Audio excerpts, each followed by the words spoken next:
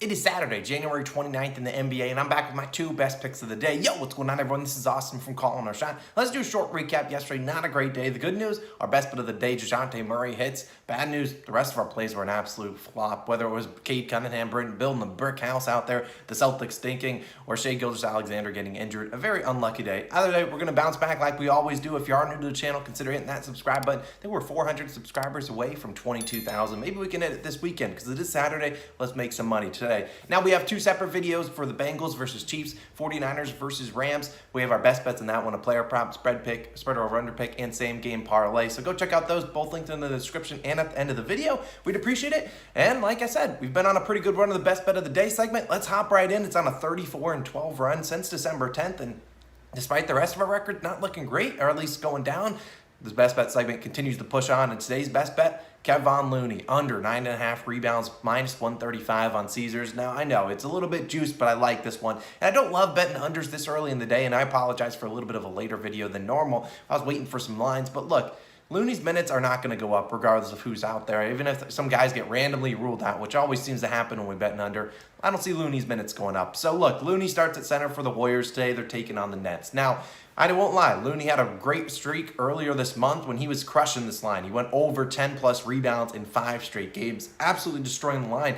But he's gotten back to what he's normally been doing, and that's been not rebound the ball a whole lot. Like over the last 3 games, 6, 9, and 6 rebounds, going under in all 3 straight. And he's gone under easily with just 6 rebounds in 2 of those, and then finished on the hook positively for us in 1 of them. Now, obviously, he plays a little bit more because Draymond Green is out, who will be out again today. Now, Looney has seen his minutes, hover between the 20 to 30-minute mark, and that's fine with me. In 14 games without Draymond Green, at least the last 14 games since December without Draymond, he's gone under in 9 of them. The only 5 he went over was that crazy streak when he had 10-plus rebounds in 5 straight games. Now, when you look at the Nets, you would, on paper, you might say, this team can't defend opposing centers. While that might be true offensively, they can't really stop centers from scoring points. So maybe Looney scores some points today. They haven't really been allowing a lot of rebounds to opposing big men. We saw Nikola Jokic, one of the best rebounders in the NBA. He barely got this. He had 10 rebounds against them. And look, the Nets over the last 30 games allowed just the 6th fewest rebounds per game to opposing centers. If you reduce that to 15 games, they've allowed the 5th fewest.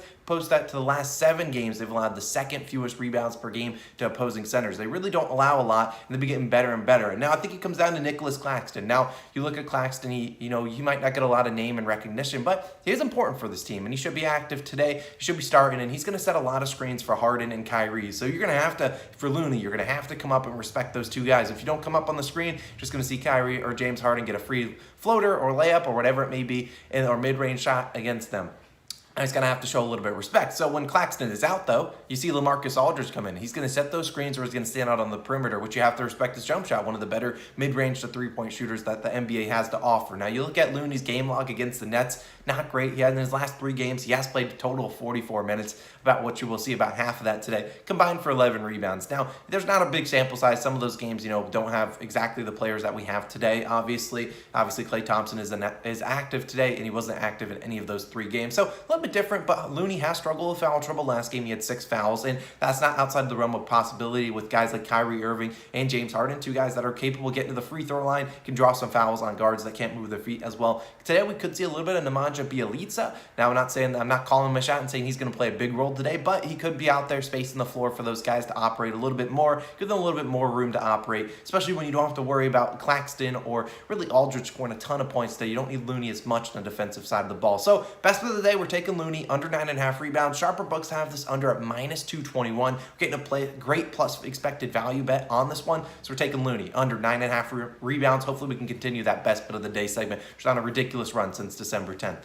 Now let's move on to my last play of the day. We will talk about a couple other plays at the end of the video, so definitely stay around. Now Luka Doncic, we're taking this over 16.5 rebounds plus assists, minus 130 on FanDuel. Now this line's been bouncing between 16.5, 17.5. I think both lines are actually available on FanDuel right now. So maybe just wait throughout the day. I'd much rather have it at 16.5 than 17.5, obviously. Now when we look at Luka, he's taking on the Pacers, and when we took this identical prop when he played them earlier this season, he treated us nicely, 9 rebounds and 9 assists. Now, over his last 4 matchups versus the Pacers, he's had 18, 24, 18, and 17 rebounds plus assists, hence why I wanted at 16.5 for a little bit of wiggle room. Now, he's cashed this in 4 straight. I think it comes down to, we got to talk about the matchup, because the Pacers, the Pacers have Dallas Mavericks ex-head coach Rick Carlisle, and while there are a lot of rumors out there talking about him and Luka not having a great relationship, and well, it's probably true. I think Luka wants to go out there and kind of rip their head off and try to play a little bit better than he normally does. And I could see him in triple-double mode. Now, I did lean and looked at Luka's PRA line. I believe it's like 44, 45.5.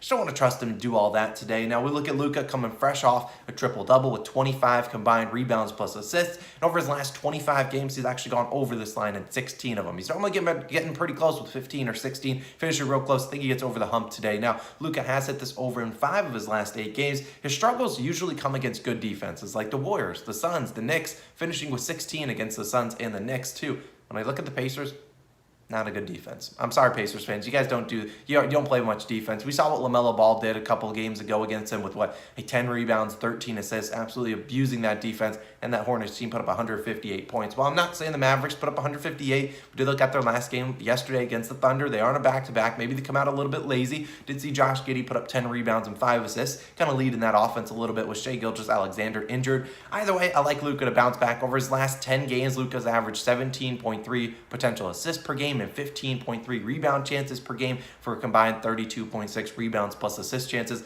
All we need is 17 to cash this bet, and that's about roughly half of those. I think you can get that done, and maybe sprinkle on the triple-double, because I wouldn't be surprised. Now, we do have Kristaps back, which, one, helps us offensively with getting some assists, because Luka doesn't have to do it all. At least Kristaps can make a shot, unlike what we saw that one game against the Knicks when no one could make a shot for him. And number 2, Kristaps, notoriously not really a great rebounder, but he does have a great track record against the Pacers team. So go check that out. An interesting one to play. Now, those are my 2 official plays. Now, let's talk about a couple other guys. Ja Morant over in PRAs. Now, we should have taken it yesterday. Crushed the line. 30, 10 to 10 with the triple-double. He's been an absolute beast with 50-plus PRAs in his last 5 games.